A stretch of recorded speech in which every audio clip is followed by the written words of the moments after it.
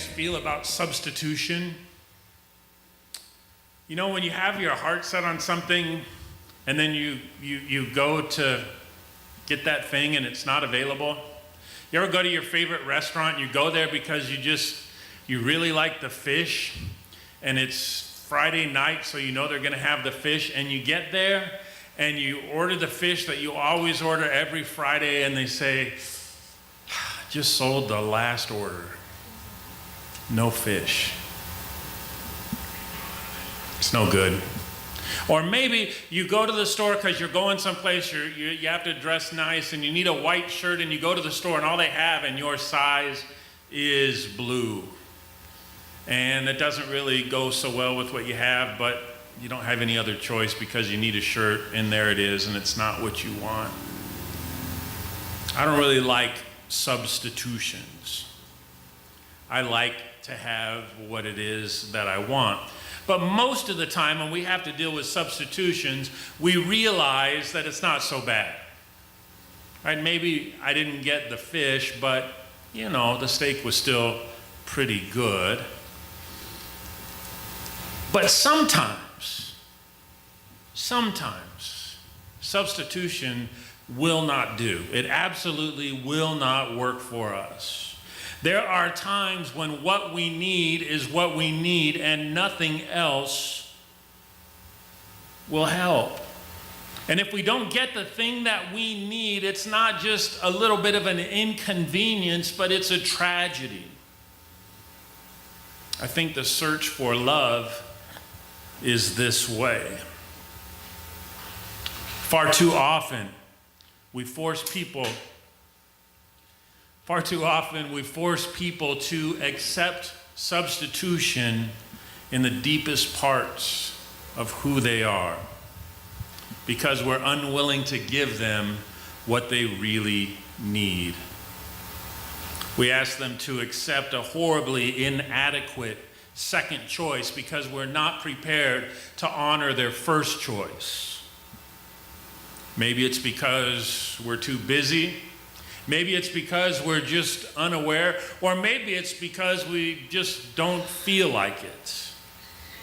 But every single day, we give the love-starved people around us something else in the place of love.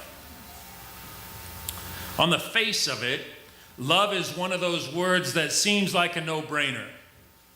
For Christians, the stock Sunday school statement of God is love rolls off of our tongues easily. And we can gladly and loudly proclaim that our mission in life is to love the Lord our God with all our heart and all our mind and all our soul and all our strength, and love our neighbors as ourselves. We can say that, and it's great to say that. The problem comes when actual people, actual neighbors, messy, hurting, ill, broken, annoying neighbors come knocking on our doors at inconvenient times. And some of those neighbors are different from us. They look different. They're from different places. Maybe they even believe different things. But they come in search of something deeper than a religious platitude, something sturdier than a needlepoint Bible verse that you picked up in a gift shop someplace.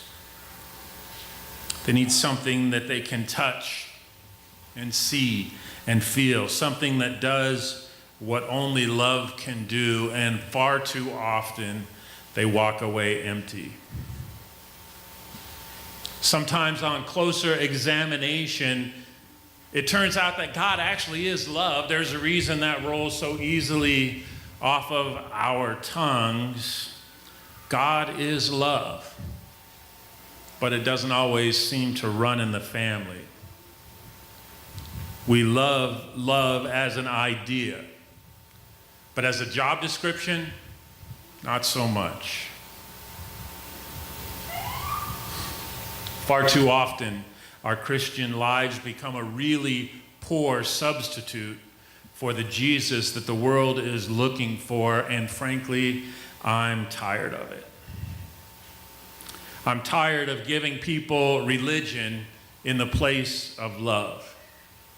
I'm tired of giving them theology in the place of love. I'm tired of giving them doctrine in the place of love. I'm tired of giving them judgment in the place of love, and hatred and contempt and silence.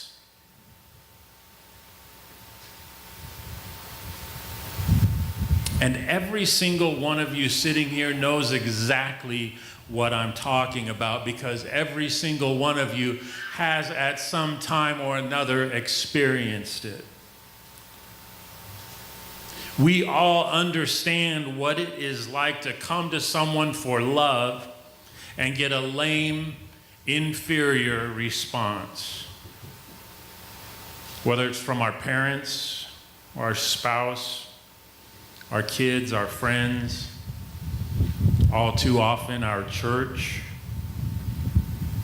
We crave love so deeply for ourselves when we interact with people, and regardless of what anyone tells us or how they might try to rationalize it at the time, we all know when we're getting something else, and we all know how much that hurts.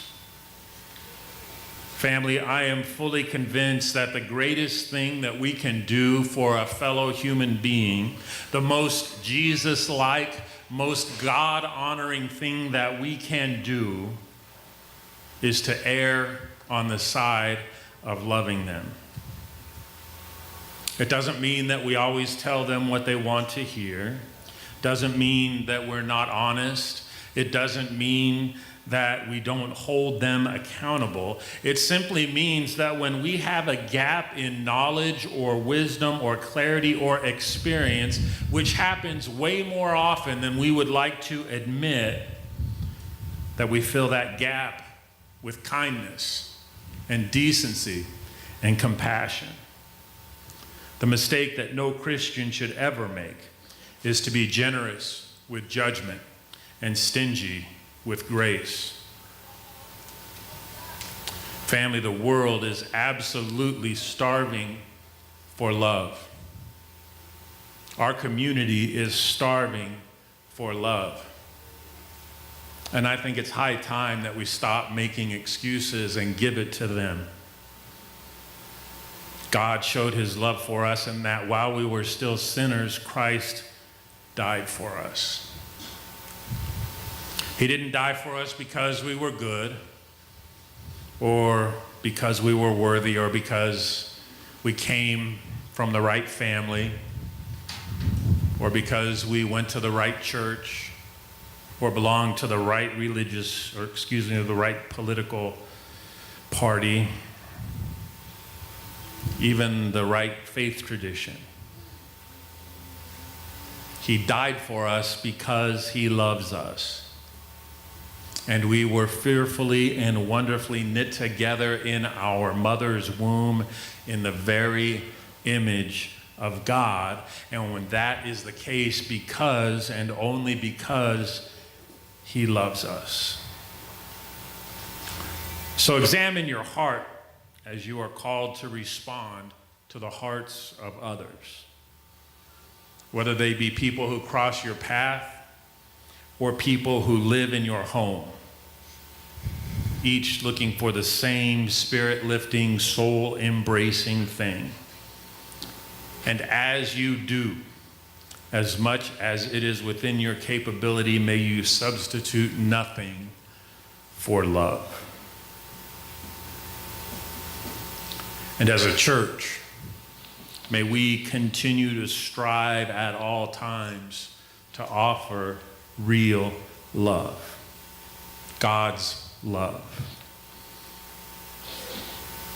We all know that there are times that we fail. I promise you there are times that I fail. But we have to continue to try. If being here tells us nothing, being here with all these people fighting this dreaded disease, yearning for recovery or celebrating recovery, or honoring a loved one who has passed. If it teaches us nothing, it teaches us that there are people all around us every single day that need to be loved, that need to be embraced, that need people to walk alongside of them through very difficult times. And I am proud to be the pastor of a church where that is the desire, where that is what we try to do. And when we fail, it's okay, because we will fail. But we'll wake up the next morning and we'll put that failure behind us and we'll do it all again, because the world needs love. Amen.